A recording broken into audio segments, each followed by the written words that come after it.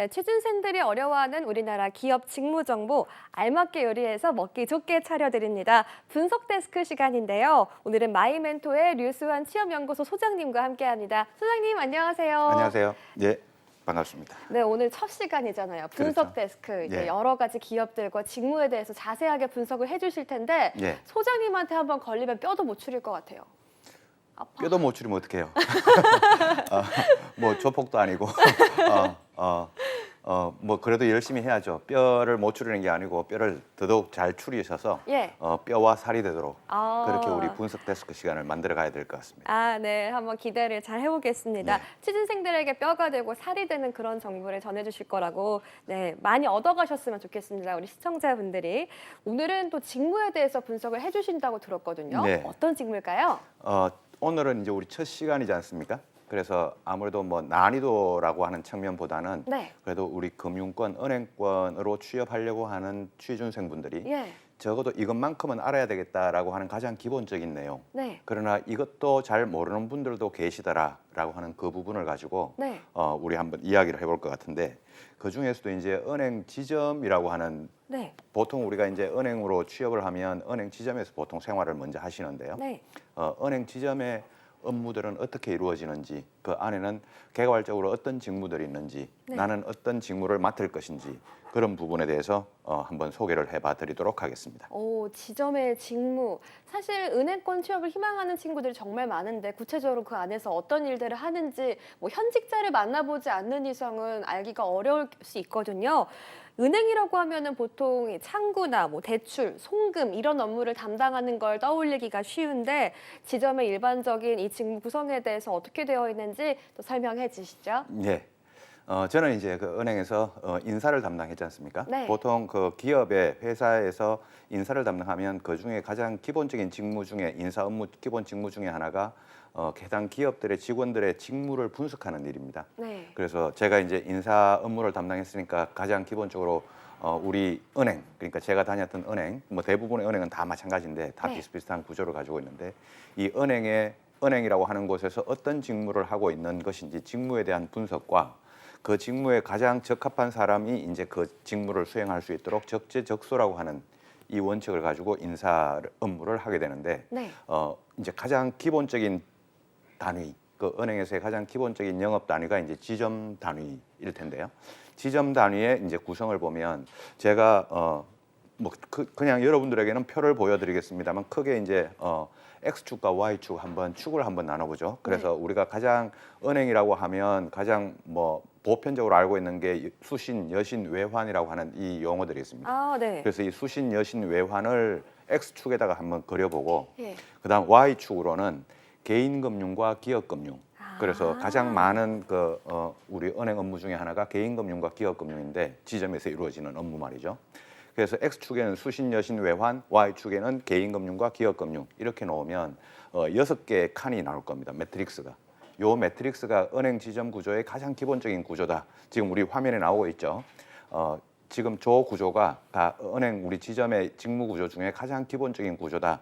이렇게 생각을 하고 저기서 이제 만약에 축이 Z축 그러니까 이 입체 도형이 되겠죠. 네. 입체 도형으로 Z축이 하나 더 나가게 되면 예. 좀 더 세밀한, 좀 더 분석, 좀 더 이제 정교한 그런 직무 구조가 나올 수도 있고 경우에 따라서는 뭐 4차원이 이루어질 수도 네. 있지만 지금 그까지는 이제 3차원 그려봤어요 한번. 3차원까지는 가능합니다. 그래서 수신, 여신, 외환으로 이렇게 나누고 그다음에 개인금융, 기업금융 이 댄스 동작이 나오는 것 같은데 네.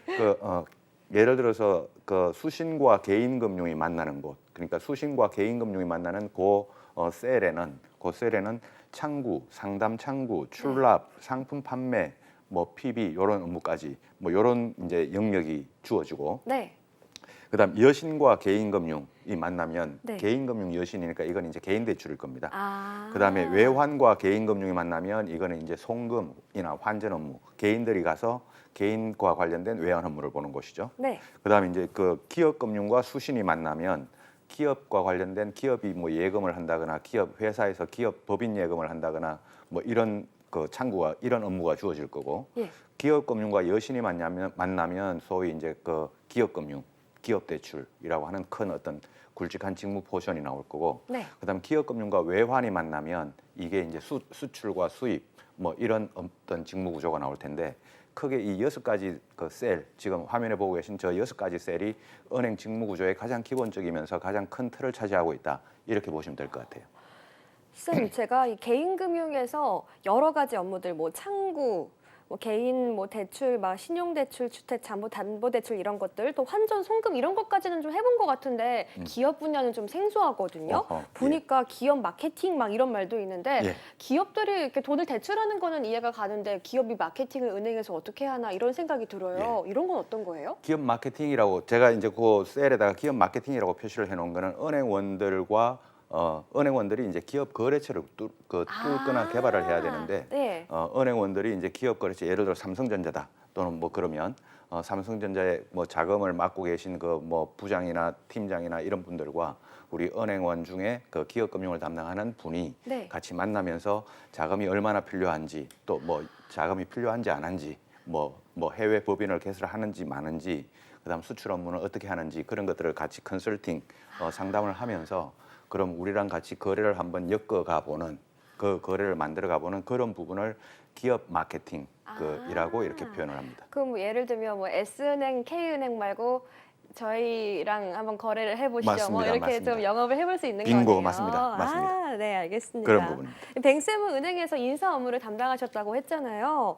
근데 전에는 지점에서도 근무를 하셨다고 이야기를 제가 정보를 네, 입수를 했습니다. 저 업무들을 한번 다 해보시고 인사팀으로 가신 걸까요? 그 고급 정보를 어떻게 입수를 하셨는지. 제가 다 긁고 있습니다. 예. 네. 은행의 직무라고 하면 이 상당히 광범위해서 이 업무를 모두 다 해본 사람은 그렇게 많지 않습니다. 아. 저도 인사부로 가기 전에 이제 지점 생활을 6년을 했는데, 6년 동안 계속 한 직무를 좀 오래 했는데, 거기에 이제 제가 담당했던 직무는 처음에 들어가자마자 기업과 관련된 외환 업무를 했습니다. 그러니까 기업 금융과 외환이 만나는 축 보면 수출 수입 업무가 있겠죠. 네. 그 수출 수입 업무를 제가 한 3년 정도 담당을 했었고요.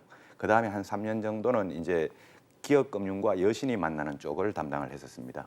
그래서 그쪽은 이제 그 기업 대출, 그다음 기업 마케팅 뭐 이런 쪽이겠죠.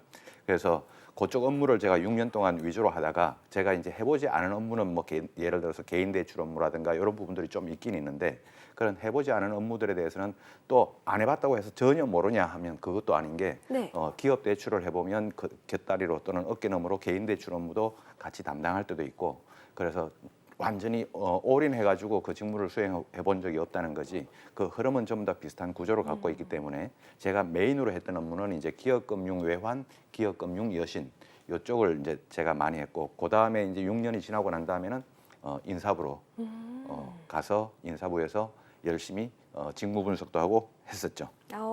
저 표만 보여주신 표만 좀 잘 숙지를 해도 은행의 예. 지점 직무에 대해서 잘 인지를 할 수 있을 것 같은데요.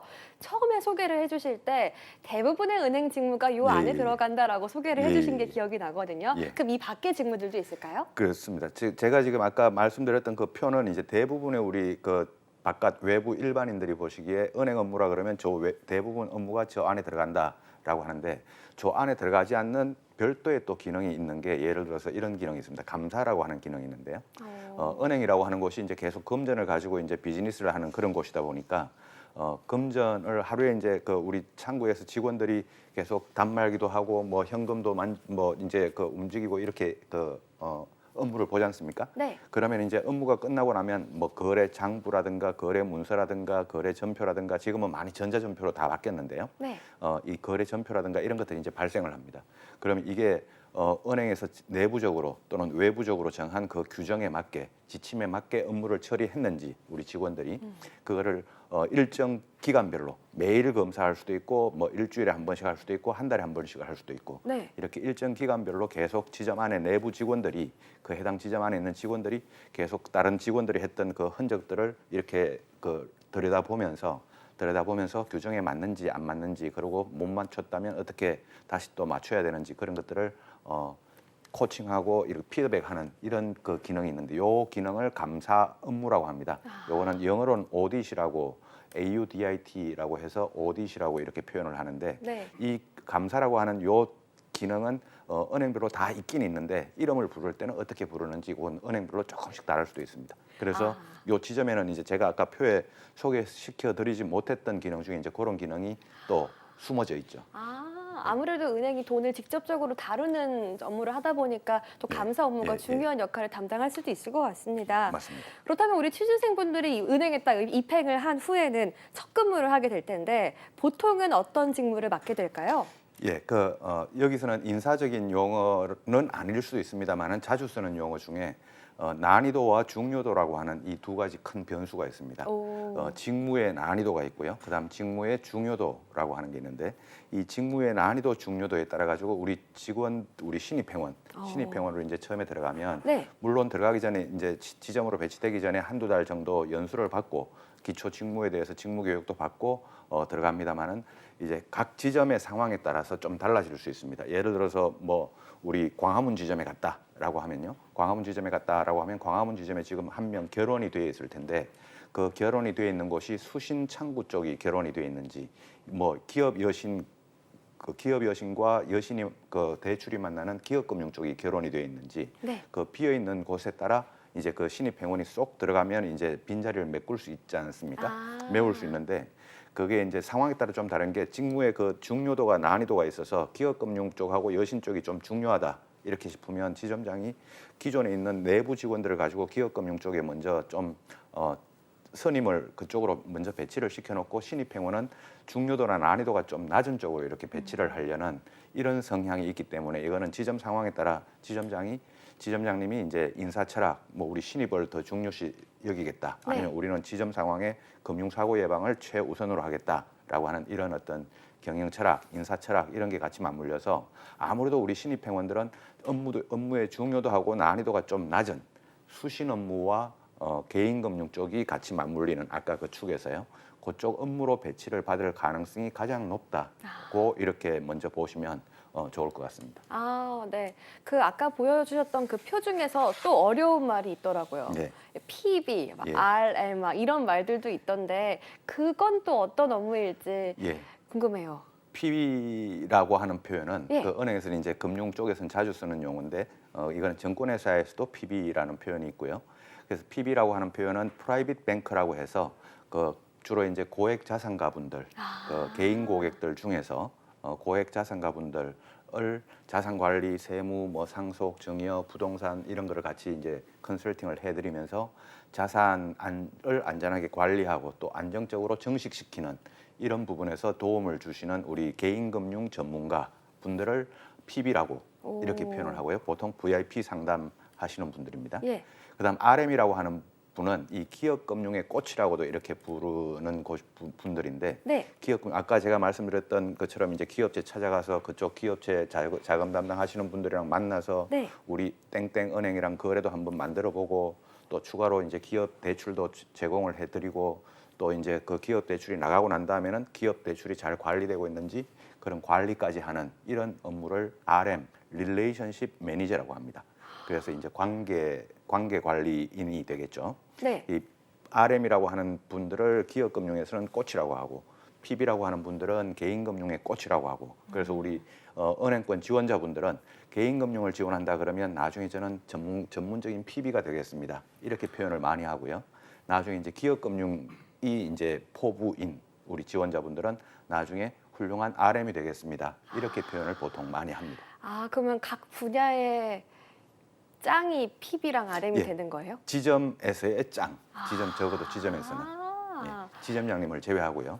그러면은 아까 말씀해 주셨던 그 중요도와 난이도 부분에서 PB와 RM은 꽤나 높은 상위 랭크를 할 것 같은데 맞습니다. 그렇다면 중요도 난이도를 생각해 봤을 때 다른 직무들은 어떻게 배치가 될까요?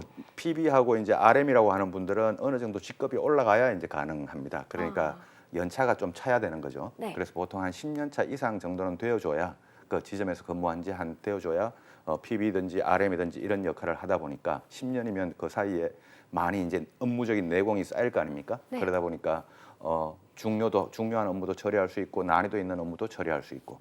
근데 이제 우리 다른 직무들 이제 예를 들어서 우리 주니어 분들, 그 신입 회원분들이나 연차가 많지 않으신 분들은 아무래도 중요도와 난이도가 낮은 쪽부터 이렇게 시작할 거란 말이죠.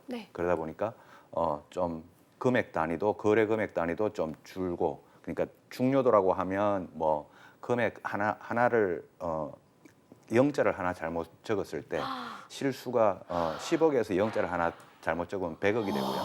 근데 10,000원에서 영자를 하나 잘못 적으면 10만 원이 되지 않습니까? 네. 그 10억 단위 이쪽 거래 금액이 큰 쪽이 아무래도 기업금융이나 외환 쪽이 이제 크다 보니까 수신 쪽이 이제 상대적으로 좀 작죠. 네. 난이도는 이제 외부 규정을 막 찾아보면서 이렇게 해야 되는 그런 업무도 있고 그냥 예. 단순하게 이제 단말기 조작만 하면 일이 끝나는 이런 업무도 있는데 이런 업무는 좀 난이도가 낮다.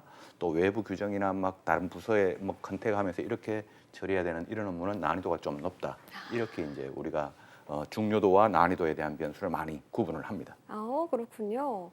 아무래도 이렇게 커뮤니케이션 할 일이 많이 있으면은 네. 뭔가 사고가 발생할 위험도 있으니까 중요도 맞습니다. 난이도 그런 것들이 좀 갈리는 것 같습니다.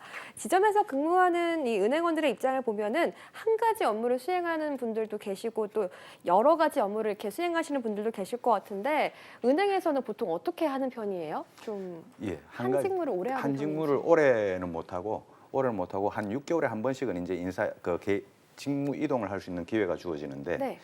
이게 6개월에 한 번씩 하면은 너무 작게 이제 이동을 하는 케이스가 되기 때문에 보통 한 1년에서 2년 정도는 한 가지 직무를 담당하는데 2년 넘어가니까 우리 직원분들이 통상적으로는 같은 직무를 이제 2년 넘어가게 되면 조금 매너리즘에 빠지거나 조금 지루해하는 이런 성향들이 좀 있었던 것 같습니다. 그러면은 뭐 전문가가 될 수 있다는 장점도 있고 한편으로는 좀 지루해질 수도 있다는 그런 점이 예, 있을 것 맞습니다. 같습니다. 마지막으로 짧게 한마디 전해주시죠. 예, 오늘 뭐 간략하게 은행 직무, 지점 직무에 대해서 짧게 봤는데 요거에 대해서 조금 더 깊이 있게 들어가 보는 시간도 가져보고 또 우리 은행권만 보는 게 아니라 금융권 전반적으로 또 금융공기업까지 기업과 직무에 대해서 앞으로 계속 공부하는 그런 시간을 만들어 보도록 하겠습니다. 네, 지금까지 마이멘토의 류수환 취업연구소 소장님과 함께했습니다. 오늘 고맙습니다. 고맙습니다.